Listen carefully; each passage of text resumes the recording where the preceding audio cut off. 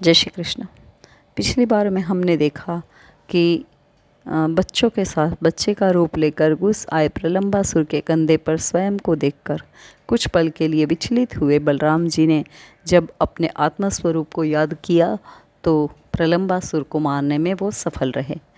उसी तरीके से समस्या चाहे जितनी बड़ी हो, पर हम न घबराएं और अपने आत्मस्वरूप में रहें।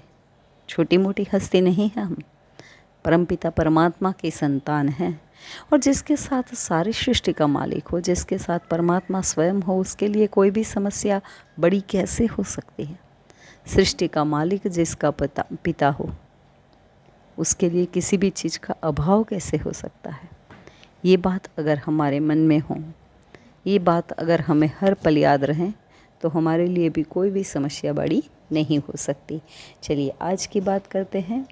यमुना जल में आकर कालिया नाग ने अपने परिवार को बसाया था और उसके कारण यमुना का जल दूषित यानी कि जहरीला हो गया था। गोकुल की गाय वहाँ का जल पीकर प्राणहीन होने लगी थी। जल का एकमात्र स्रोत यूं दूषित होने से गोकुल में भी लोग परेशान थे। न केवल गोकुल बल्कि आसपास की छोटी छोटी बस्तियां जिनके जीवन का आधार यमुना का जल था, लोग वहाँ जल के बिना त्राहि त्राहि करने लगे थे। जीवन ही कैसे संभव हो जल के बिना, पर जहर युक्त जल कोई पिए तो कैसे। उनके लिए तो आगे कुआं पीछे खाई की स्थिति निर्मित हो चुकी थी। यमुना का जल पीकर तो मृत्यु निश्चित ही थी, पर अगर ना पिए तब भी जीवन के लिए संघर्ष ही करना था। छोटे मोटे जो जल स्रोत थे वह भी कितनी पूर्ति कर पाएंगे। हालात को देखते हुए कृष्ण ने इस कालिया नाग को यहाँ से भगाने का निर्णय किया, पर सीधे बोलने से तो कोई यमुना में जाने नहीं देगा। सो बहाना बनाया खेल का। अपने दल बल के साथ पहुँच गए यमुना किनारे खेलने। शर्त यह कि जिससे बॉल यमुना में जाएगी वो स्वयं यमुना से बॉल निकाल कर वापस लाएगा। और जानी तो कृष्ण के हाथों से ही थी, उन्हें तो यमुना में जाने का बहाना ही चाहिए था ना। सो खेल खेल में जानबूझकर बॉल यमुना में डाल दी। सभी सखा कहने लगे, भाई खेल की शर्त पूरी करो, जाओ जमुना से बॉल निकाल कर ले आओ। यही तो चाहिए था कान्हा को। बड़ा कोई तो जाने नहीं देगा, इसलिए बच्चों को निमित्त बनाया कि इनने कहा इसलिए जाना पड़ा। वापस आकर माँ की डांट से बचने का प्रबंध जो करना था।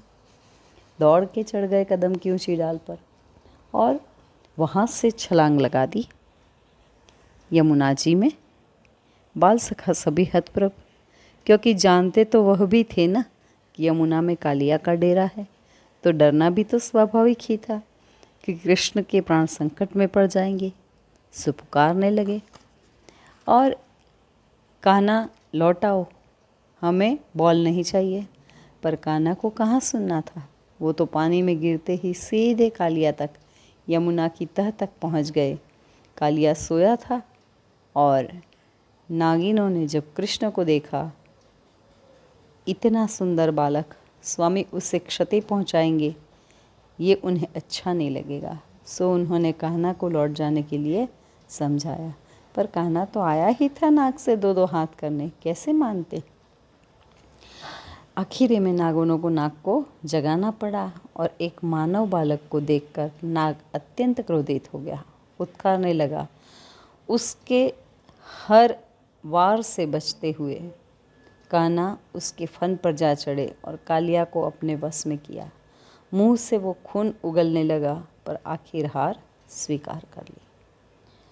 कालिया नाग मने इसको कह सकते हैं क्रोध का प्रतीक, है ना। और क्रोध उसका दमन ही किया जा सकता है।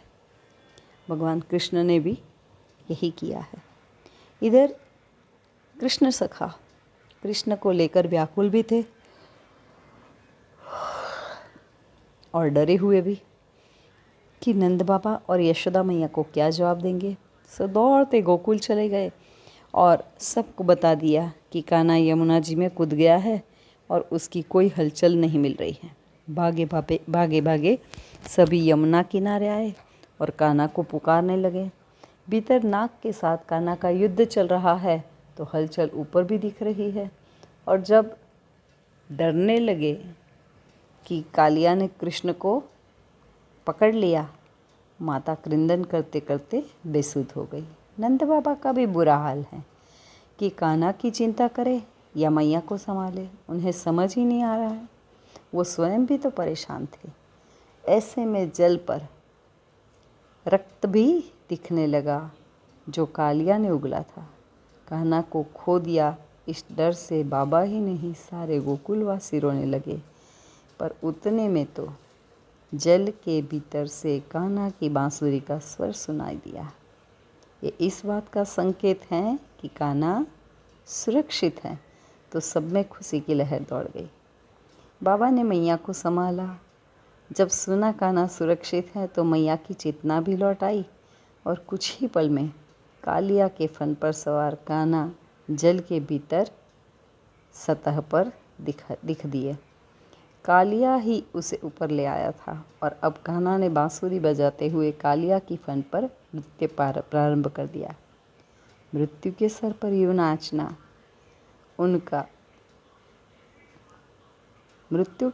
यूं नाचना उनका सबके मन में विश्वास जगा गया कि कान्हा सामान्य नहीं है। खैर ये चर्चा आगे करेंगे।